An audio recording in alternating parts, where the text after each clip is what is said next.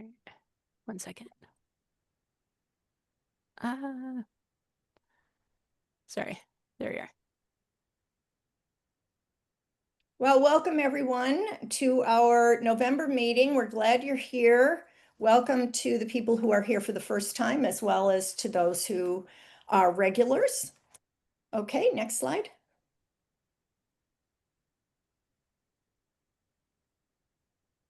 Okay, we have a pretty good agenda today.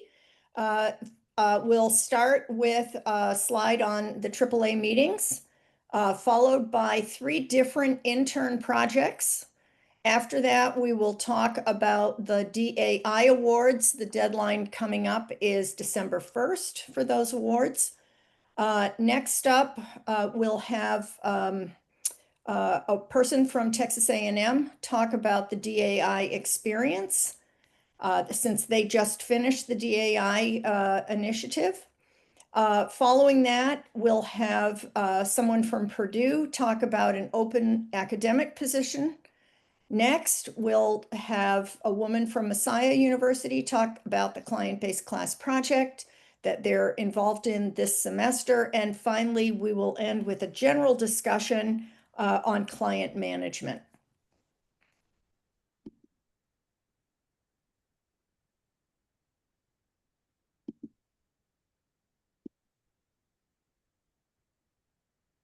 Okay, so I'm going to do this first slide about the AAA meetings. Not sure how many of you are going to the meetings. They're going to be held in New Orleans, beginning next Wednesday and lasting through, I think it's Saturday. Yeah, I think through Saturday. And ACRN has 3 different events. One is a workshop, and then there are 2 roundtables.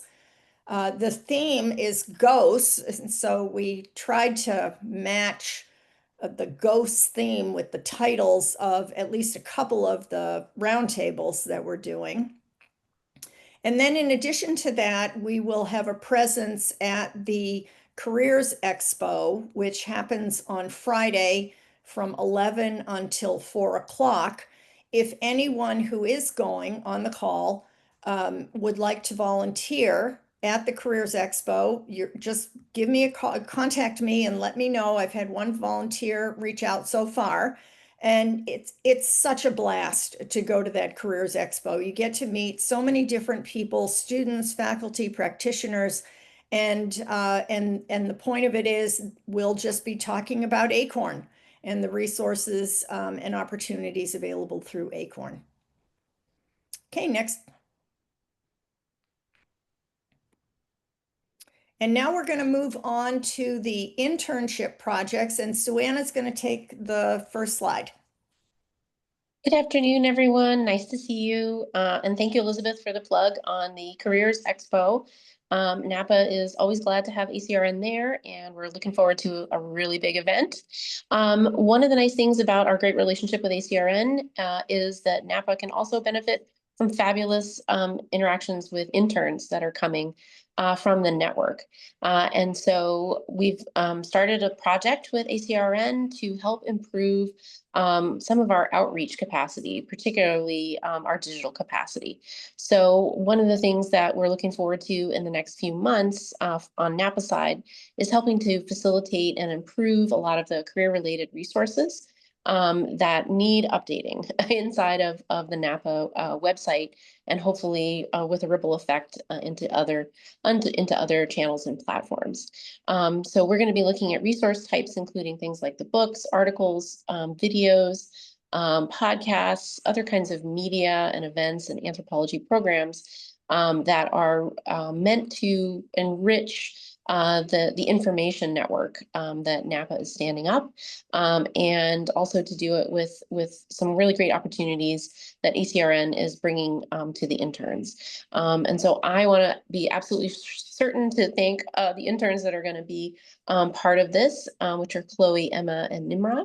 And I'm really looking forward to being a part of this new communication effort. Thank you. Okay, next slide. And now we have B. Jackson. Yeah, hi there, everybody. So I'm one of the interns for the Anthropology Ambassadorship Program. We're kind of building it from the ground up, so we're quite early on figuring out what that's even going to fully entail. But the thought process right now is obviously ambassadorship, so raising awareness to like the wider community on what anthropology is and what our values are and like the reason why um, like our field matters. And then we have decided that we're going to be focusing on uh, universities and how universities are reaching out and potentially building a framework um, and a network for schools and the people who are working in schools and for new students to uh, have better connection. Um, and yeah, it's kind of just a lot of facilitating. Right now, we're thinking of kind of going two-pronged, which I think might be on the next slide. Yeah. So on one end, thinking about the general public, so departments, and what are anthropology departments at different schools already doing to not just connect to the student body, but also like the college towns that they are living in. So internship programs and where are they located and what are they doing, project work, volunteering, so students can better kind of understand why they're studying in anthropology. Because I think a lot of people go into anthropology because of like social justice related things, but they don't fully understand how they can turn it into a career and why it's important for their communities. So taking it outside of the academic space and applying it. And then on the academia side of things, how early on are we introducing ourselves on campuses to new students, to especially the departments where we have the highest transfer rates over into anthropology, like psychology students who thought they were going in for that and then realized, oh, wait, this isn't what I thought it was. And then they learn about us later. And seeing how much early on we can introduce us to those students and teaching them that you can make a career out of this. It's not like you're going in and this is really interesting, but once you're graduated, you don't know what to do with yourself anymore. The resources are there for you to learn about this kind of stuff. So yeah, we're pretty early on still. So if anybody has any good advice, feel free to message me. I'm always happy to take counsel. So. Yeah, actually, we have a couple of minutes, and if anyone has some thoughts for Bee and her merry band, could you please say something now or put something in the chat? This is Bob. I have a quick question. Who is the expected beneficiaries of whatever knowledge you're going to glean? Who are you doing this for? I'll stop. Go ahead. I mean, kind of the idea of it is at the moment sort of figuring that out. Like, on a selfish level, um, there were a lot of things that I did not capitalize on while I was in school, and some of that was I just couldn't because of health reasons. But a lot of it is a lot of my old classmates have no idea how to get into the field. Like, it's just we're pretty insular. We don't really, I don't think it's because we're trying to gatekeep knowledge. I just think we don't always capitalize on the resources that we have in a way where new people who can enter into the field find it as easily. So I guess the idea of who benefits from this is the idea is who are we bringing into the field to carry it on into the future? Because I feel like anthropology is we can kind of go anywhere. Reminding people that like the humanity of your decisions influences everything. Like every single field, every single career has something to gain from us participating in the conversation, I guess. So the field. Let me try and answer Bob's question a slightly different way. Who benefits from this? I think first and foremost, we're hoping that departments will benefit from this, because departments should be doing all of the things that Bea was talking about, but they're not, or at least many of them are not.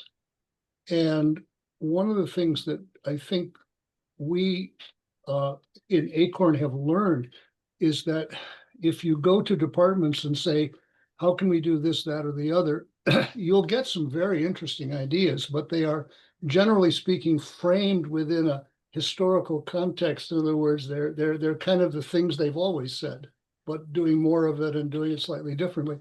When you start asking like focus groups, especially groups that consist largely of students or of practitioners, what we've noticed is that you get some really interesting and innovative ideas, which other people didn't necessarily think of. So what I'm hoping for, my personal answer to your question is, I'd like to see some of the really good ideas that are generated from this exercise, from this endeavor, put to work in departments, right? And saying to departments, here are some new ideas that you probably haven't thought of.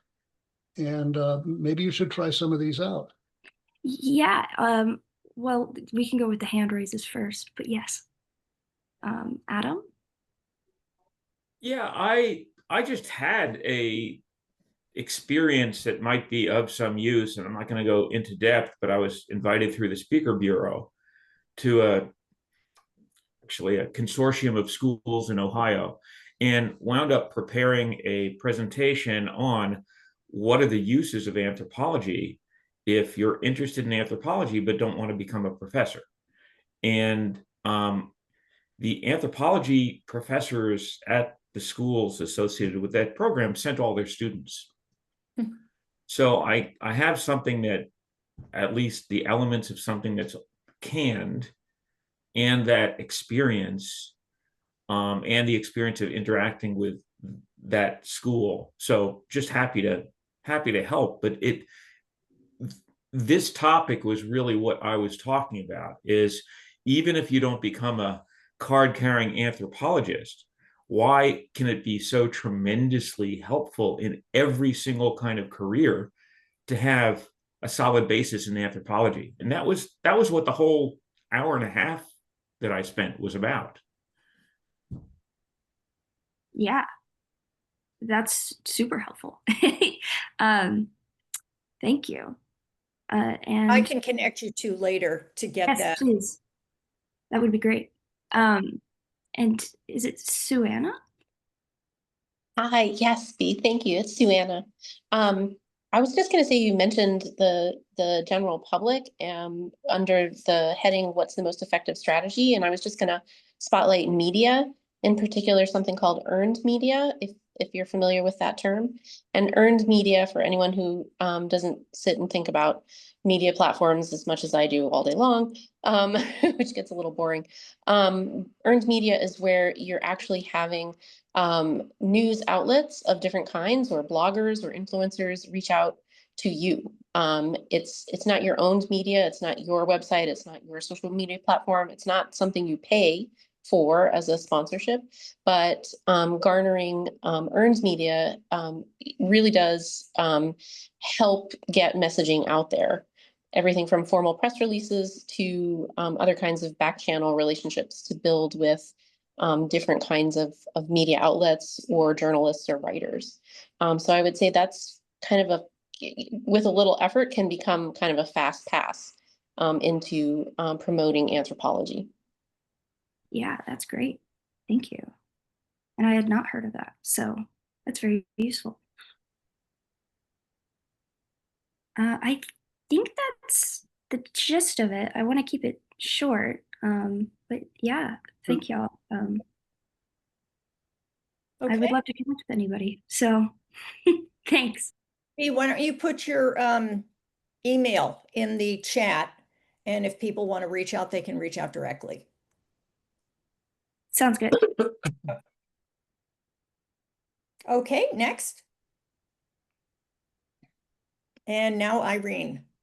Yeah, so we have our new trifold brochure available for sharing, and you can reach out to us to get the download yourself. But our collaborator Nimbra made it, and it was really beautiful. I was one of the collaborators that helped edit it. But it has all of the information about DAI. And it has information about the awards that we're going to be giving out and who it was offered by. It has the list of all of the participating anthropology programs that we've had so far, and it provides 3 testimonials about the value of DAI from the programs that have participated so far. And we're going to be giving out we're going to be distributing these brochures at the next AAA meetings next week in New Orleans. We're also going to be distributing them at the SFAA meetings in March in Albuquerque. Thank you. Thank you. That's great. So those are 3 of the current intern projects. The interns are really working hard and doing amazing work. How can I see or print out a copy of the trifold brochure? We're gonna do a general mailing to all of our members of the brochure, and we encourage you to share it with any academic colleagues that you know. We also know that AAA plans to send out the brochure to the departmental services program members. This is an institutional membership that AAA has for departments. And so the members of those department, or I should say the departments that are members of DSP will automatically get one. We've also approached SFAA to see if they would be willing to send it out to their key departmental contacts, and my current understanding is they don't have a formal list. So we're going to try to figure out how we can work with them to get it to those departments. And But I will send you one, Bob, and then everyone who is on the current mailing list, of which there are about 920 or so people, they will get one. yeah, and we mean email, not yeah. Yeah, it's an email. It's an email. I didn't want to appear too old. I was like, and ask okay, I don't for think a we have money for that. clarification whether it was going to be mail or email. I mean, No. I can remember folding trifold brochures to put them in an envelope. That was the whole point of the trifold. Yes. In the mailing envelope. Yeah. Yes, which is why, initially we were thinking this was just going to be a print brochure that you would hand out. It is not set up to be an electronic brochure. So you're basically going to get a PDF file with 2 sheets of paper, and you have to make your own trifold. Okay. Oh, that's good. That's good. Okay, next. Okay, Ryle. Yeah, sure. So this is a topic very dear to my heart. Elizabeth and Jennifer and I got started on this, gosh, what, a year and a half ago, I guess, and we now have a dozen different universities that are either have gone through or are going through the procedure. We've got this lovely trifold. We're talking to people all the time about this, and I don't have a whole lot more to say about it except that it is very, very useful, I think, for departments to engage with the kinds of discussions that we bring to them as part of this DAI process. I'm very happy that Elizabeth and Jennifer both managed to talk both AAA and SFAA into providing some subsidy or encouragement for this with these awards. And I would encourage everybody to go to your departments and say, here it is, you can do this if you want to. I should also say, however, that you don't need an award from SFAA or AAA in order to do it. If you are an academic department and you have enough money to bring 2 of us to your university and give us a place to sleep and a few meals, we work for nothing. Okay, so it's a cheap date, basically, if you think about it. But we will do that, but you do not need to get the award in order to have that. You can do it at any time. So we now have what, Elizabeth? We have 1 application, another one on its way. We've got half a dozen universities now interested. The interest in this has been pretty good. It's been very good, very surprising to me. And what we're finding is it is ACRN that is constrained because we can't do all that many of these in a given year. We can do about 2 a semester, maybe 3 at the most. So we may get a lot more applicants than we have spaces right now. So if you're interested in this, strike while the iron is hot. The basic idea is you bring people from ACRN in, 2 of us, and we've trained, let's see, we now have half a dozen facilitators for this. So we have enough to cover just about every eventuality. And we come in for 2.5 days, and we work intensively with your department. We have a bunch of questions that we ask you in the beginning, a little prep work that you all have to do. And then we walk you through a set of exercises, and the whole thing is custom designed. We ask departments, what is it that you in your department are particularly interested in doing, which would facilitate career readiness among your students? And departments will answer us in various ways, and then we craft a series of interventions and discussions with them, which eventuate in a 1-year implementation plan for getting that stuff done. And so we go away after 2.5 days, but we continue then to have quarterly Zoom meetings with these departments, tracking their progress, answering their questions, helping them in any way that we can. We've graduated We've graduated at least 2 by now, haven't we, Elizabeth? Yeah, we have 2. We have 2 and more on the way. You get a certificate, you get our thanks. But I think the feedback that we're getting from this has been very, very helpful to us. We are learning an enormous amount about, in a very ethnographic sense, about how departments work. And I think we carry that knowledge forward to the next department that we work with, and that helps them understand. Because it did not occur to me when we started this. I did not understand how incredibly siloed our university departments are. They do see each other at AAA and SFA every year, but that's not what I'm talking about. Siloed in the sense that they are not. It's hard for them to learn about what the experience of other departments and other universities is like, and that is a sort of a hindrance. So we are trying to overcome that in various ways. Anyway, I think this is a great program. I would encourage anybody who's even slightly interested in this to get in touch with one of us, Jennifer, me, Elizabeth, and we can talk to you at greater length about it. I won't take up more time here, but there is a link to the DAI program on our website, and you can see that it's under faculty, I think.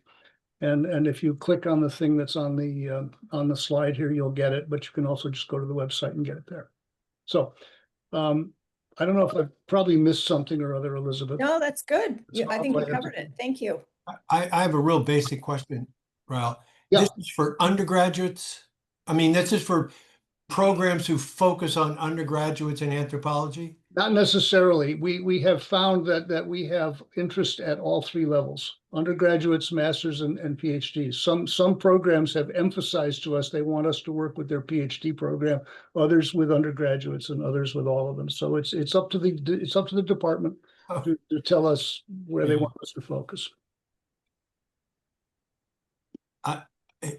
I think this is as important a project as I've heard of in anthropology, in practicing anthropology. I mean, this is in the trenches, going out, Johnny Appleseed, spreading the word. Labor intensive, face to face. this is unfortunately because you hit on it, how isolated the departments are. This is really the only way to get to departments, I think, in a real way that that will actually maybe make something happen. So Yeah, this is we're, fantastic. we're hoping that the future will sort of somehow smooth and speed up the process of connecting departments, but I don't know. Right See, now, we're the Pony Express right now, you know. exactly. I think, I mean, this is probably years down the road, but the more, uh, you know, the more departments you inoculate and inspire, Yeah, then there'll start to be, I think, a waterfall effect. Well, where they will inoculate and inspire other departments, probably geographically nearby or who have some sort of link, and you won't have to carry the load, all of the load. yeah. Yeah, and Well, oh, go ahead. go ahead. I was going to add to, we're also talking about maybe building more of a cohort, you know, with everyone that's gone through this program, bringing them together at least maybe once or twice a year so that they can share kind of progress as they, you know, this program is only for 1 year, so they can kind of share how it's impacted them on an ongoing basis and also provide support to those that are just maybe new in the program too. So we're looking on building more cross-departmental Yeah, relationships too. you need to collect and encourage the true believers, you know, and then they'll go out and do your work. Yeah, it's Right, great. It's great. exactly. I'm gonna I'd like to talk to somebody later, not today, but about getting involved personally in this. Okay, Good, good. all right, that sounds great, Bob. Yeah. Okay, is Allison on the call yet? I know she was teaching, so we may have to, I don't see her unless she's the phone call.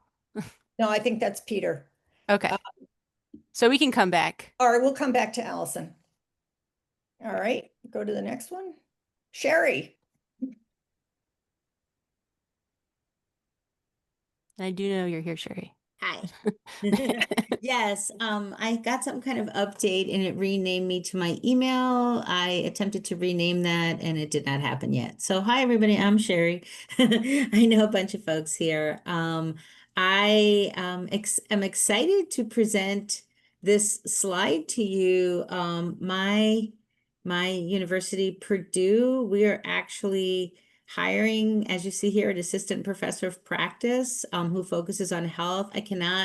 I won't bore you with the backstory of how we got to this moment, but we are super excited to be doing this. And it goes without saying that, I mean, health anthropology, I mean, what can I say? It's so important today as much as ever. And we're hoping to see a lot of great applicants who are really interested. This is a clinical professor position, so it's about teaching and it's about teaching students, largely undergraduate students, and knowing the demographics of our field, largely students who will be, you know, heading for the world of practice, all types, to do some type of health-related anthropology. So couldn't be more excited about this. Thank you for letting us share it. And the important thing to note is that we're asking people to submit for November 17th, and that's Monday. So please check it out yourself, and please share widely with anybody who you think would be interested. We're very much looking forward to doing this. So thank you for giving us a chance to mention it. I'm done. Yeah. Yeah, that's great. Thank you, Sherry. It looks like a really interesting position. I have one quick question, Sherry. Is she still there? Is Yeah. this 1 year appointment? No, this is a an ongoing permanent appointment. It's not a tenure track job. That's not how professor of practice positions work. It's primarily a teaching job, and it's mainly focused on undergraduate teaching. We had the opportunity, we have a professor of practice in our department at Purdue. We had our first professor of practice was hired 4 years ago, so we had a chance to really think this through and develop a model for it. So this will be the second time we get a chance to do this, and I personally think it's a really great thing. Would would do such a job myself. So yeah. So yeah, it's not a 1 year thing. It's for the long term. And we're hoping that professor of practice here, it's a regular member of our faculty. They vote on everything, but they have a special focus on undergraduate education. And we really want some people who are seriously interested in preparing students for these futures. In this case, it'll be in health. Thank you. Okay, great. Next slide. Yeah, here we have a shout out to any professors on the call. Reminder that the workbook is still available on Amazon. You may have it, but some of your colleagues may not have it. And so it's just a request and a reminder both to spread the word about the book and of course about the website. There was somebody that contacted me yesterday and was interested in, oh, I know who it was. It was a guy from Maine, and he is going to be teaching a course called something like career pathways. And he said he wanted to use the book. And so I responded, I said, that's fantastic. Keep in mind, though, that the book came out a little over a year ago, and that since the book has come out, we have a whole bunch of new careers that have been posted on the website under the student page. There's a section called Exploring Possible Careers, and I think we now have about 20 careers that are up there with tools that are quite informative depending on what your interest areas are. So anyway, a shout out about the book, and then I think there's one more slide. I see comments in the chat. Yeah, we'll have copies. I'll come back to this real quick and go to the next slide again. We'll have copies available for purchase at our table at the Career Expo. And I think Elizabeth, you probably gonna be pulling some around. I think we charge $11 though for the in-person one just to handle some of the shipping costs. But if you order directly from Amazon, it is eligible for Prime shipping. So if you've got Amazon Prime, you can get it pretty quick for a cheaper price. And also, sorry, I got someone to admit. I also want to add to in terms of this workbook, it's something that you as a professor can order. You could put it on, your syllabi as an assigned reading, but also one of the things that we found through the Departmental Advisory Initiative is sometimes your career services has money to purchase these as resources. And it's also a great resource to share with your career services in terms of like helping them understand what people with anthropology degrees can do. So just a quick plug there too.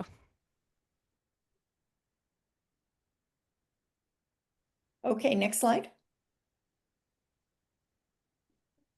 And actually, there are two slides here, and this is just a reminder slide that Willing Observers, which is a small boutique consulting firm, is offering a DEIB certification, so diversity, equity, inclusion, belonging.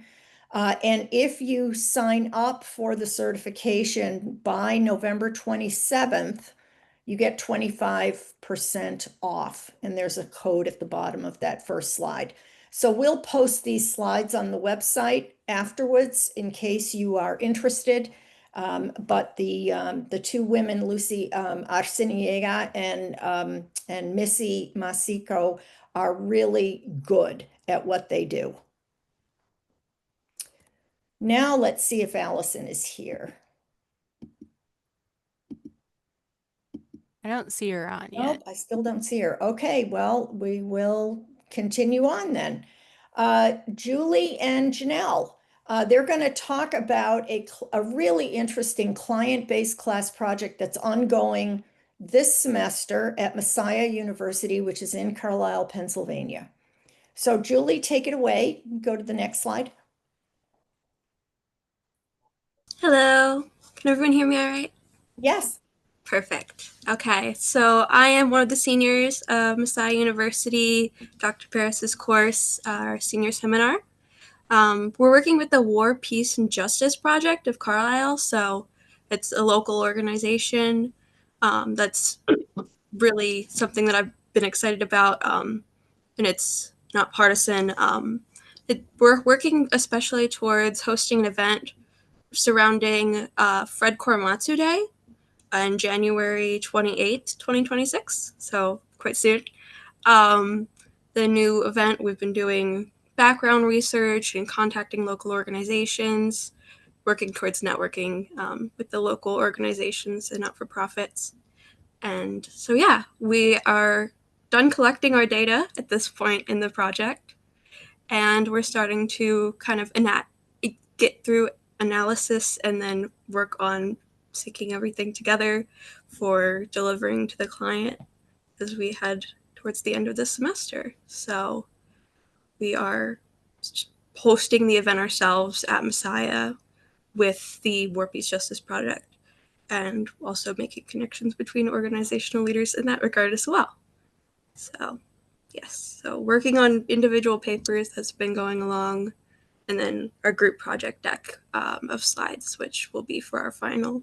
And then I'm one of the students that will continue into the work with the War Peace Justice Project through the actual event in January. Many of the students actually will graduate this semester and not have that opportunity. So I'm one of the ones who is a spring graduate and very excited to see this project to full fruition in the event. That sounds great, Julie. Thank you. And Janelle. Good. Thank you, Julie. That was great. This client-based project has been really interesting. I've done different things with ACRN over the years, and I wanted to try this, and it makes it real to students that anthropology can be put to work professionally. Elizabeth came to class at the beginning of the semester. Our client has been to class twice. It's really exciting. I could say a lot of things, but I just wanted to mention a little bit about client management, which is what I talked to Elizabeth about sharing with you today. It's a rich partnership. It is, for me as a professor, a new relationship to manage all semester, and a different kind of relationship. One struggle has been just that the workplace culture and timeline doesn't go with this semester. So the client wasn't really ready to nail things down when I had to nail things down to start the semester. And the event that he's working on doesn't happen until late January. So we couldn't make something that exactly fit, our 15 weeks. That was one challenge. Another challenge is that the work of the organization is ongoing. So the client has great ideas and something new we could do, or we could do this other thing during the semester. So just the amount of control that a professor needs to make the assignments happen in the order I said they would on the syllabus, that's been difficult to impose focus. The other difficulty is that the client really wants to share peace and justice with the world, and wants to teach the students. I mean, would love to be in class, has brought extra readings, has wanted me to add required readings in the middle of the semester. That's been interesting. I did not anticipate that. I kind of anticipated that we would do work and then hand it over. And having a client so enthusiastic about being with students and influencing them is a great problem to have. But those have all been maybe unanticipated aspects of being a professor in an academic structure and timeline, partnering with someone who's living the professional world. Yeah, and one of the things you told me at the beginning, Janelle, which may add to the complexity, is that he's a retired colonel. Mm-hmm. So, you introduce that concept of hierarchy into and he's probably used to just saying, well, we're going to do this now. We're going to do that, and it's just very difficult to change the structure of your course to accommodate everything that he would like to do. In some ways, it just can't be done at points. Yeah, exactly. Yeah. I see Emily has her hand up. Yeah, I had a follow-up question for you. So I understand from the professor side that, trying to modify things to work within the semester schedule is difficult. But to me, from the professional side of it, like this is what happens in projects all the time, right? Clients are not ready when you're ready. You're constantly trying to like move people around to make it work. And I'm wondering what you observed in the, if they were exposed to it at all, in the reactions of your students to having to, okay, I said we were going to do this, but things have to switch a little bit, or oh, actually the event's not going to be at the end of the year, so you'd have to come back if you're graduating, and just sort of how they seem to be handling those things, because that seems like it would be that aspect of it seems like it would be a good professional learning experience for students. Maybe Julie could speak to that first. Okay. I do have a thought, but Yes. It's been a bit on our toes for certain. Trying to figure out how to balance between what we need to do as students and kind of the big dreams of Colonel Buren. It's been really interesting and something that I wouldn't have thought about prior to having this opportunity. Just kind of the synthesizing of missions and organizations has been really interesting to see. So I think, yeah, that's hands-on experience that I wouldn't have anticipated, just kind of seeing how we can kind of connect and how different organizations have different goals and different timelines and how that can all synthesize, and then us in our undergraduate program. So it's been very interesting and very practical. And I think for my 2 cents on that is that I think the students want to know how they're being graded, what the work is, and kind of, I don't know. I found that holding to deadlines and holding to graded work and having guidelines for how many hours of homework a week, that those are important guardrails for students. And then they come to me to say, the client asked me to read a 400-page book by next week. Do I have to? And so I've just been kind of, the buck stops with me in terms of saying, you can do that if you want, or no, you don't need to do that.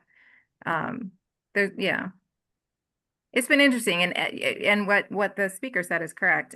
Everything that happens is a professional learning opportunity for the students. It's communication, boundary setting, maintaining the scope of a project, all these kinds of things. So it's good. It's good work. Yeah, and actually, what you were just saying about the buck stops with you, and you're sort of the arbiter of do they have to do that thing, actually sounds like a model for what good management should look like for them when they go into a job, right? Of like, your manager should have your back and tell you, no, the thing the client's asking for is ridiculous, and I'll go deal with it. So I appreciate that as well as a former manager. Yeah, I was going to say the exact same thing. I'm well, in my new role, I'm managing 30 different people who are each managing 10 to 15 clients, right? 10 to 15 projects. So yeah, it's my job to have their back, but it's also my job to teach them. And so I think this is great that students are learning this. It's like, how to definitely say to a client, I value you, or I want this, you probably want that collaboration to continue, but also to be like, and I have other clients. Now the students' other clients and your other clients are classes, right? That's totally legitimate. But also to be able to just hold that line, I think is so important, and like I think teaches like the students you've got their back, but then I would love to have students like that show up instead. I've got people, adults, former students, saying, I don't know what to do. This client's really important, and how do I like do this? And it would have been great if they had had that kind of experience before they came. Yeah. So we're going to have some time for discussion around this topic at the end of our call, but I did just see Allison joined. So I'm going to switch back so we can get her share in, and then we'll have a little open discussion time around client management specifically. So give me a second while I flip back. Hey, Allison. Hi, everybody. Hi, Jennifer. Hi, Elizabeth. It's nice to be here. Thank you all for inviting me. Sorry for being late. I was just teaching, so just got done with that. So I am the Director of Undergraduate Studies at Texas A&M in the anthropology department. And I just learned, I didn't realize this, but we're the second program to have finished the DAI. So I didn't realize that we were so, kind of early in the process, but we did just finish. So we're coming off of that finish and we're pretty excited about it. And I'm just going to share a few things with you about our experience. Actually, I'm not sure how much time, Jennifer, did you guys want me to take? Like 5 minutes? Yeah, 5 minutes is fine. We can that's have great. room for a question if someone's got one. Okay, sounds good. Okay, so we are, one thing that we decided, so basically as you go through the process, you get to decide with the help of the DAI team, you get to decide what are going to be the items that you focus on.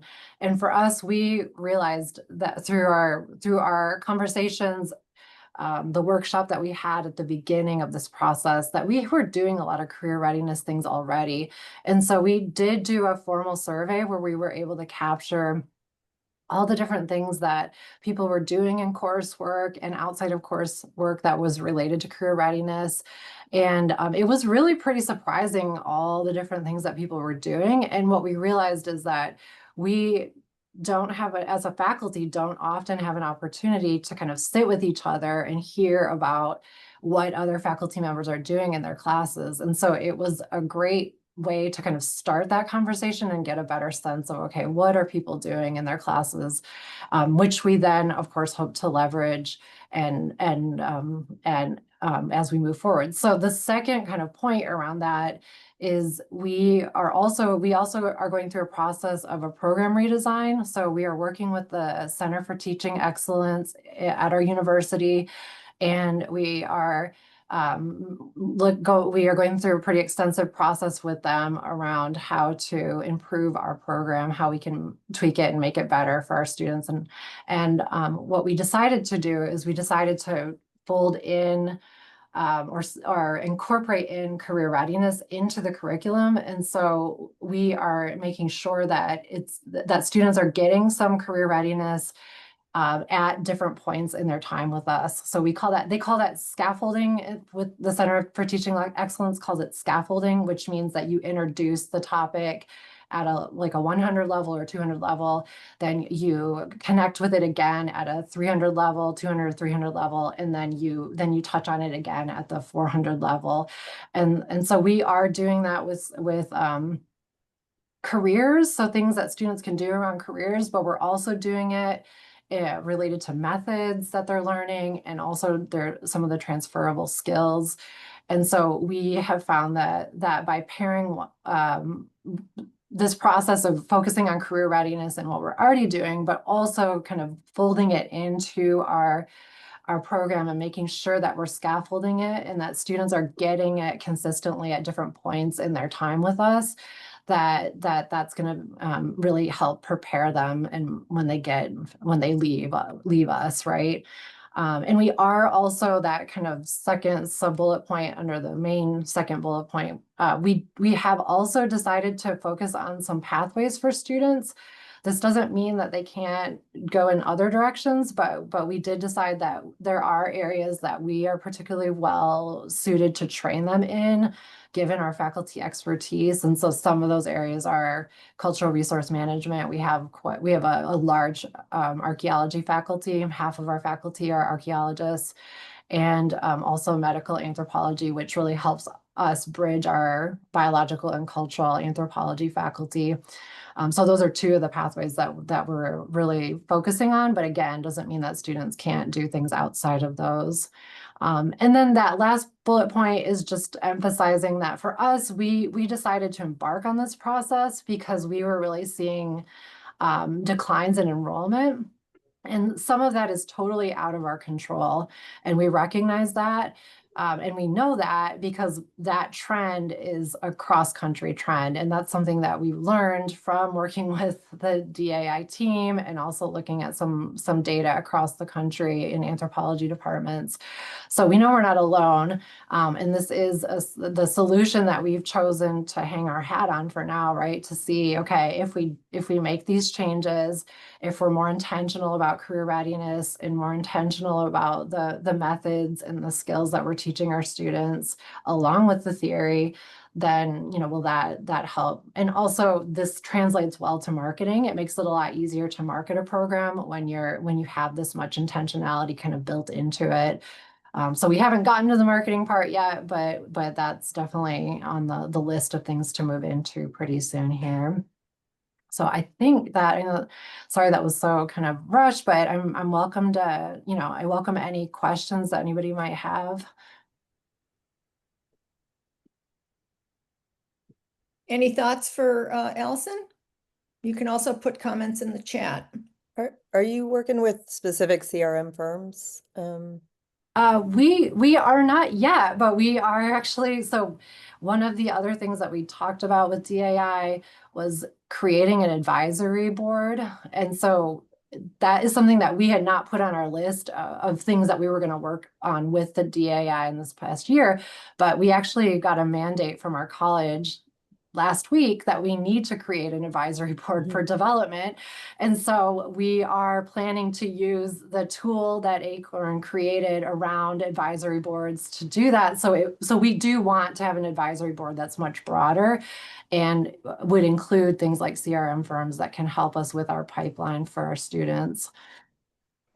When you get to that point, I have colleagues in Texas. I'm sure your archaeology colleagues do too, but I have some good recommendations, so feel free to reach out. Great. Yeah. Thank you. Yeah, sure. And I mean, New South would be happy too, but we're not in Texas. And I think for Texas, my knowledge is that you really need folks familiar with the SHPO guidelines, the state guidelines. Yeah. Nice. Thank you.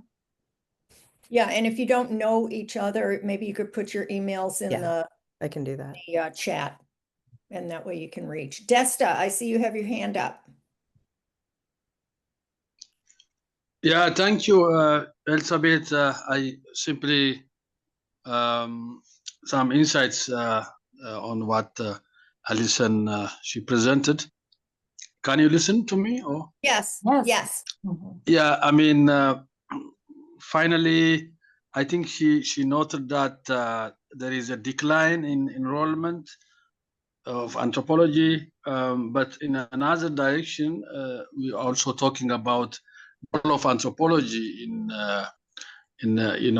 combining different interdisciplinary tools and solutions for really as a very broad knowledge that can solve current social, cultural, and political crisis that anthropology has its potential as a science. So I see some kind of paradox in what he said. In a one direction, there is a decline. Students are not enrolling in anthropology. But also we are talking about the future career path of anthropology's potential. So these incidents, not only in America, but even in Europe, in Africa, I can see people are really didn't know anthropology really, what anthropology can do. Many people, I mean, scholars even, they don't know. So can she reflect on this? Well, yeah, absolutely. So I'm definitely not trying to minimize the value of anthropology. I clearly think it's valuable. I think that one of the things that this process will help us do is to help share what anthropology can do in the many ways that anthropology is helpful in many different areas of work. It will help us be more articulate about we can articulate it more. I'm not being very articulate in that. But the point is that we're getting more clarity, and that's going to help us be able to articulate it better to others, and hopefully increase our majors that way and get more anthropologists out there and in different areas. Thanks. That's great. And Sue, you had a comment? Yeah, actually, it's a question. I'm curious how, Allison, you connected the pre-med piece of what I see here. Is it you connected with the pre-med program in some way, or in terms of having students take the medical anthropology course? Just if you could just fill that in a little bit. Because we have a Sure. similar pathway and that's kind of a missing piece. Yes, yeah, and I have to be honest that we're still working on our pathways, so we don't have it entirely figured out, but we do have a couple of options. So one option right now, we have students that are taking they're doing double majors. So they are anthropology, biology double majors. So that's one way that we're doing it. And then they will often minor in medical anthropology. So we do have a medical anthropology minor. Okay. But we are planning to also promote more anthropology major with a pre-med minor. So biology has a pre-med minor. And so that could also be another route. So it's interesting. You're right. It does feel like each institution kind of has different ways that this is possible. But for us, that seems like the best approach might be that anthropology major, pre-med minor. And then they'll be able to get their prereqs for medical school. Yeah, okay. Yeah, we have a freestanding pre-med program that's not a degree program or, yeah. So it's not as clear what a pathway would be. So I was just curious. We Yeah. also have a biomedical sciences major for undergrads. And so we're really trying to showcase this as an alternative, right? So we're not trying to, get all their majors, but both of those degree programs are overrun with they have, 3,000 plus each. And so they're actually wanting us to take some of those majors over. And so it's really, we're getting support from those other programs for this to develop this as a pathway. So I think that's helpful too. Thank you. Sure. And we do have a question in the chat, and I think we probably only have time for one more question. From Audrey Allison, she was just curious to know how you scaffolded the career readiness skills into the intro and upper division anthro courses. Oh, that's a good question. I don't really have the answer for that because we're working on it. We're working on it. Yeah. Yeah, I mean, we still haven't put even the degree plan into the system yet. So we don't have that all kind of figured out yet. But we're working on our learning outcomes and they're kind of different levels. But the ones that are lower level are more like introduce, and the ones that are at the higher level, they're actually practicing. And so it's kind of like learning what is interviewing in that lower level one. And then by the time you get to the upper level course, you're actually doing some interviewing, right? So it's moving from understanding what it is to actually doing it. Essentially, that's what the scaffolding looks like. Thank you, Allison. And I'll also add from our departmental advisory initiatives, usually we encourage departments to think about how they can at least expose students to possible careers in those 100 level classes, just because a lot of times anthropology is a discovery major where students are like, I love this, but I don't know what I would do with it. So if you can answer that question, like in that first class, you can get them hooked. And we did try that with one of our archaeology classes, and it was really effective. Yeah. So yeah, you're right. It is a discovery major. So those 200 level classes are so important. So I did want to plug that our next meeting is going to be January 22nd at the same time. And we are at time. I don't know if, Elizabeth, we want to hang on and have anybody discuss our question we had, or we can save it for next time. Well, if we normally like to end right at the hour, but if there are people that want to talk about client management for a couple of minutes, we could stay on. Yeah, I'll go ahead and stop the recording though. Okay. All right. Thank you. See if you can